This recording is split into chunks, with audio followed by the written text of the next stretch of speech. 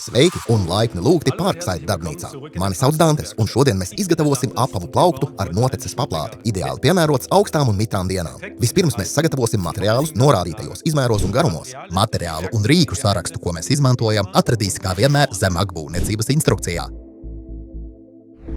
Pievērs uzmanību tam, lai apavu plaukta platums atbilstu tavai noteces paplātei. Tagad, kad esam sazāģējuši visus materiālus,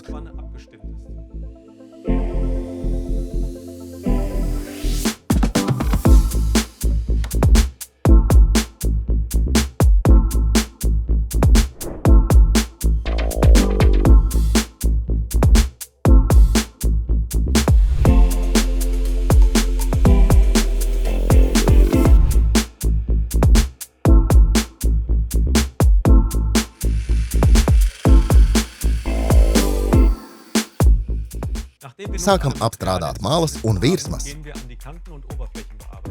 Tam mēs izmantojam vibrācijas slīpmašīnu un virsfrēzi.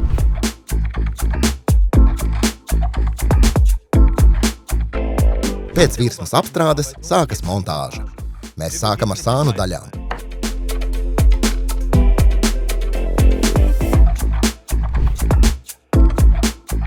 Kad tās ir precīzi izkārtotas, varam urbt, iefrēzēt un pieskrūvēt.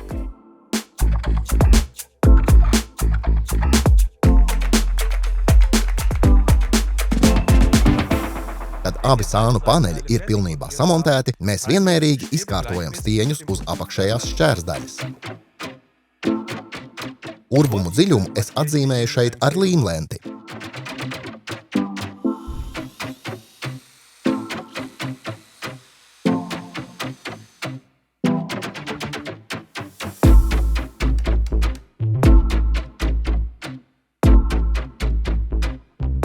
Stieņi ir uzstādīti. Tagad mēs varam pieskrūvēt augšējo rāmi.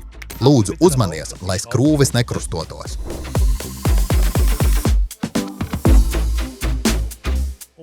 Lai neredzami piestiprinātu virsējo plātni, es jau iepriekš izurbju caurumus. Pareizais skrūvju garums ir svarīgs, lai skrūves neizietu cauri virsējai plātnei.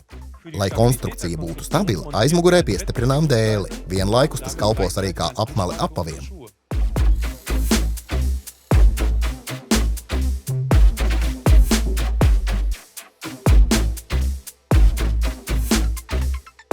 Nu, es esmu novietojis apavu plauktu savā gaitenī, un pateicoties noteku paplātei, esmu tiešām labi sagatavojies lietainiem laika apstākļiem.